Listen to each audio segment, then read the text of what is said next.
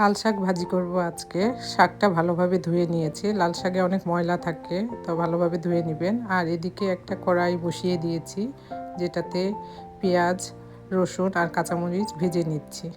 তো আমি লাল শাক এভাবেই রান্না করি। আবার অনেকে আছে লাল শাকটা সিদ্ধ করে পরে বাগার দেয়, সেমভাবে এভাবে পেঁয়াজ টিয়াজ ভেজে নেবেন, তারপরে শাকটা দিয়ে দিবেন। তো আমার কাছে এইভাবে রান্নাটা ইজি মনে হয়, তো আমি এইভাবেই রান্না করি। তো এই যে দেখুন ভাজা হয়ে গিয়েছে, সেই পর্যায়ে শাকটা অ্যাড করে দিলাম।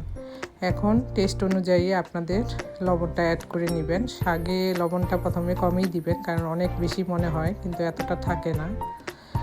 তো আর পাশাপাশি যে কোনো শাক রান্নাতে আপনারা তেলের পরিমাণটা একটু বেশি দিবেন, এতে করে শাকের টেস্টটা অনেক ভালো হয়। তো এই যে দেখুন শাকটা এত ভালো ছিল যে পানিটা শুকিয়ে এসেছে আর শাকটা সিদ্ধ হয়ে গিয়েছে। একটু ভালোভাবে সিদ্ধ করে নিব।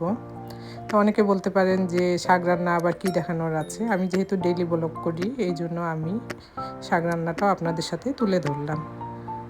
তো খুব মজা হয়, আমার বাচ্চারা খুব পছন্দ করে লাল শাক, আমরাও অনেক পছন্দ করি। আর এই সময় লাল শাক অনেক পাওয়া যায়। তো ঠিক আছে ভিউয়ার্স, নতুন ভিডিও নিয়ে আবার আসবো। ততক্ষণ পর্যন্ত আল্লাহ হাফেজ।